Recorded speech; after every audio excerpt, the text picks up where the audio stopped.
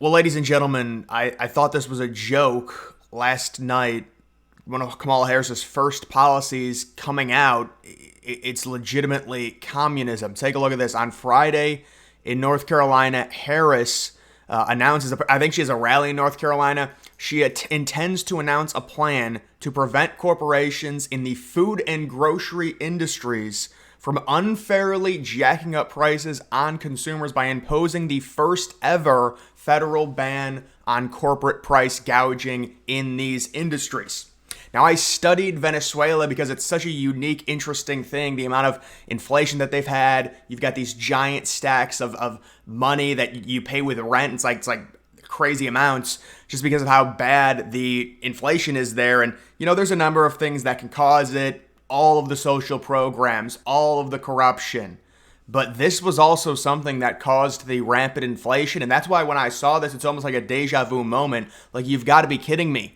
This was something I just studied like 1 or 2 years ago, talking about how in Venezuela, it always sounds so good. It's like communism. Everyone's equal. It always sounds so good. Oh, those evil corporations, they're price gouging. We're gonna make sure they limit the amount they can charge on a type of product, and then they all go out of business or they don't sell those products anymore because it's not profitable for them, because that's how capitalism works. And then the government controls all the means of production when it comes to food. So I don't know why. I mean, you have to know, these people aren't that stupid. They know what happened in Venezuela. Why propose something like this? Because, of course, it sounds really good. Oh, my God, the food's going to be cheaper. It's going to be great. But it just causes all of the companies in the United States, let alone the small businesses, to restrict the amount they can charge on something to where they can't make money because they have to make a profit. And I mean, some of these sellers like Walmart, do you think Walmart is really gouging people a ton when it comes to their prices with the amount of mass produce they have? The more you produce, the less you can charge. That's how it works, because the more you buy, it's easier. You buy things in bulk, it's cheaper.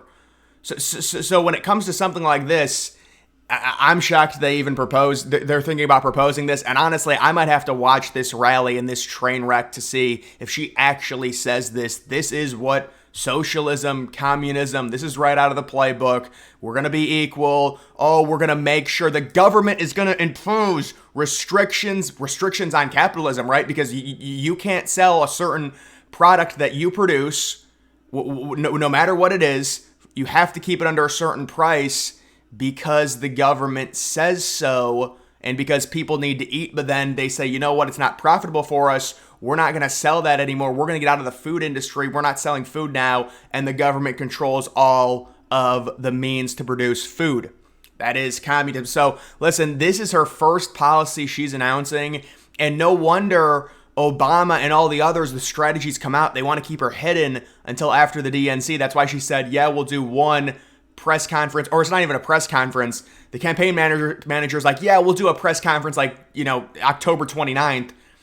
They said she's going to do a sit-down interview, probably with CNN or MSNBC. It might even be with Rachel Maddow if you want to go really soft, do a one-on-one interview with Rachel Maddow. She's going to be doing that after the DNC, just like I predicted, because they said about 7 or 8 days ago, oh, they'll have one interview by the end of the month. And I said, they're going to wait until after the DNC. And that's exactly what is happening. And now she comes out and says she has fully endorsed socialist, communist practices when it comes to limiting what free market capitalist companies can sell and set their prices at, because it's like, oh, it's food.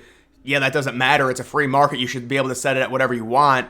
Especially when you have competing companies. That's why if you set your prices too high on anything, whether it's lettuce, pickles, whatever, people are going to go somewhere else to buy it.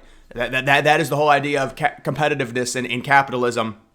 You can see Kamala Harris wants nothing to do with crooked Joe Biden. They are throwing him out on the Monday night stage known as Death Valley. So Trump is talking about, I'm guessing Biden is going to be going out and doing the DNC, and it's going to be his day, because they said they're dedicating a day to him, and they're doing it on Monday, which is like the most dead day of the conventions is the Monday, because you've got Monday, Tuesday, and then Wednesday's normally VP, Thursday's normally the Kamala day, the nominees day. And so that's what Trump is saying. Biden, who was the big superstar, and you had liberals saying he's like the greatest president in the last 30 years, they've thrown him out to dry and like a used condom. And you can see now he hates Obama. And also Nancy Pelosi has come out and really embarrassed him on interviews multiple times, even before Biden dropped out, saying that he needs to make up his mind. And you've got Biden tweeting out every day, or at least one of his campaign managers, that no, I'm not dropping out. And it was absolutely a coup because Biden confirmed it. He said he was forced out. They said, look at the polls, you're not going to win. You need to save democracy by dropping out. And now Biden's going to go out there on Monday night when nobody's there. They're treating him terribly. This is what they do. It's just Biden was just a cog in their system. That's what makes these people so scary. See, they say Trump people are cults. They say it's a cult with Trump people because it's like Trump's the leader. No, it's just because people look up to Trump and they see a future in America. With the Democrats, it's a party cog. It's a robotic cog. It doesn't matter. They could install Gretchen Whitmer tomorrow and they would all support her. They could install Newsom tomorrow. Just take out the brain chip, put in the Newsom brain chip. Now Newsom's the best. Now Kamala's the best. Now Kamala is not part of the Biden administration. She's distancing herself from Biden when they told us Biden had the best policy in the last 40 years and he was the best at doing bipartisan deals. But now she's distancing herself from him because of how bad he is, and that's what Democrats told her to do. She has to distance herself from him, and it's just a cog. They're just a movement. The leadership doesn't matter. There is no leader. Everyone's a cog. That's all it is with the Democrats. It doesn't matter if Kamala gets taken out tomorrow and someone else gets put in. Nobody cares. Just go with it because it's just the Democratic Party. It's the system. Just vote Democrat. The leader doesn't matter. The leader really doesn't have any power. The people above the leader that you don't know about have the power. And now Kamala is going to have even less power than Biden had because at least Biden was Obama's VP for 8 years, and also Biden won a primary. And so now also Bernie Sanders came out and confirmed, he said, yes, they rigged it in 2016 and 2020 against me.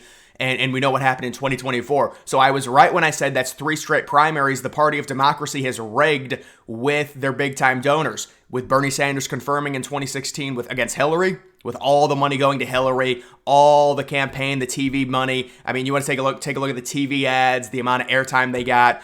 2020, they rigged it for Biden because they were splitting the delegates and they needed to put them into one person. Everyone drops out. They rally behind Biden. They endorse Biden. And then he gets pushed over Bernie Sanders. And then 2024, we all know that's completely ridiculous because they literally installed Kamala Harris. So that's what's going on. It is very sad. But Trump is absolutely right there when he talks about it. You've got Biden snapping at reporters for questioning his economy. My policies are working. I don't even think I don't even think they care what Biden says anymore, honestly. They're not even coaching Biden at this point. They just say, do whatever you want, say whatever you want. I do wonder if Biden is going to do one of these interviews and maybe a one-on-one sit-down interview, although I guess he's done those before at this point. It's kind of like, who cares?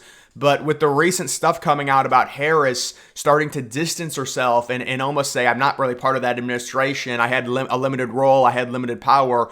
What does Biden think of all this? What does Biden think of Harris basically abandoning him as he's still the president when it comes to her starting to say and admit that things are not good right now with how high grocery prices are? And remember, Democrats, they initially tried to argue about that because it was going to be Biden running against Trump and they had to defend Biden's record. And they're like, well, the inflation has gone down. Now it's 3.1%. And the new thing is, it's 2.9. No, that's based off of last year. That's not the whole administration. They say that as a clip because they want to trick gullible people into thinking, oh my goodness, the inflation rate is only 2.9% over Biden's administration. That's absolutely false. It's not how it's measured. And so now they're not even arguing that because they're like, just throw Biden away. Who cares? Put it all on him. Kamala can come out and campaign and say, I'm going to change things the way Biden does stuff. I guess her change now is a socialist communist policy. I mean, listen, the AI model did come out and say if you categorized Kamala Harris into one thing, it would be a socialist communist lens. Now, I will also say she really doesn't believe anything. I don't really think she's a communist or a socialist. I think she does whatever the people tell her to do. And when you are elected in California, you are going to be very left wing. And obviously, when you run for president, it's going to be a lot more moderate of a situation. So now she's trying to be more moderate outside of that policy. That's why she's come out and said, "Oh, I'm a badass. I was a prosecutor. I'm going to secure the border." And you've got Tim Walz, kind of the stupid idiot, as lovable idiot as the VP, and that's the dynamic. And so now Walz has come out and challenged and said, "I accept a debate against JD Vance on October 1st." And Vance did the exact same thing Trump did. He said, "Let me do you one better. I've accepted 2 debates." So Vance accepts the October. Let me see if I have this up here. You've got this. Oh, yeah, once again, more laundering through Act Blue. That's pretty typical. New general election poll shows Trump retaking lead over Harris. So the thing I want to talk about, JD Vance has said he's also agreed to another debate, possibly 2 VP debates with Tim Walz, the first one taking place on, I believe, September 18th, which would be about a week after the presidential debate, and that one would be on CNN. And then the one that has been agreed upon on the 1st of October, that's going to be on CBS. So Vance is saying, "I'll do another debate on CNN, I don't care." And that's definitely something, it's a strategy. Obviously, Vance has a massive advantage over Walz in terms of intellect. And so I would not think Walz, even with it being a CNN debate on September 18th, that's the one that Walz has not agreed to yet. He only agreed to the October 1st one. I don't think Walz's advisors are going to tell him to accept that debate. It's very similar to, well, I guess it's not similar because Kamala didn't want to do Fox News. She wanted to do a liberal network. But with Walz, he can do CNN if he agrees to the debates because Vance has said the first debate, if it's going to happen, it's going to be on CNN. If I was advising Walz, I would say, no, it's standard to only have one debate. Obviously, Vance is a lot smarter than you. Let's keep you hidden as much as possible because of how stupid you are. And so that's the strategy we need to go at with it. If I was managing Walz, that's what I would tell him. And so that's what I think they're going to do. So I'm guessing it's only, and listen, that is standard. Now, it's good for Vance to push it because you want to make them decline the debates because it looks better for you and it makes them look weak. That's exactly what happened with Trump and Harris. Again, Harris says, "Oh, I'm going to propose this one debate." Trump says, "I'll do you one better. We'll do 3 debates." And then she says, "I'm not doing the other 2. Walz says, "Oh, I want to do this debate with you." Vance says, "I'll do you one better. We'll do multiple debates." I think Vance would do 3 or 4 debates or 5 debates, whatever it would, ends up being. But at a certain point, it gets, I think 2 VP debates is probably good. But normally the VP debates are very irrelevant anyways. It's just kind of fun for entertainment. And we will have to see if they end up doing 2 debates. I do not think they will do 2 debates. It is standard to do 1 debate. And normally it's standard to do 3 presidential debates. But apparently, number one, Biden didn't want to do 3. He wanted to do 2. And it looks like Kamala might only want to do 1, maybe 2. I don't know if she officially declined to do the 3rd debate that was scheduled. I think it was around the 18th or something. Or maybe, no, it wouldn't have been the 18th. Maybe it was like the 25th or something of September, I think. So that's the stuff that's happening right now. When it comes to the DNC, there are reports of potential big protests, almost turning to riots that are expected at the DNC, which is going to hamper it a little bit. And if that becomes the big story, all of the Hamas people outside, they are going to be pissed off. They're going to try and get that under control by Wednesday because you've got the VP on Wednesday, you've got Harris on Thursday, and we'll see what ends up happening. But apparently Biden is going to have his day on Monday, and that's what Trump was referencing. He's such an afterthought at this point. It is pretty crazy. Trump having a rally yesterday. I believe he's got another rally. Is it Saturday or something? Harris has a rally tomorrow, and Trump has another one this week sometime, maybe Friday or Saturday in Pennsylvania, if I remember correctly. But either way, guys, that is going to do it for this video. Make sure you follow me on X. Links to that's always in the description.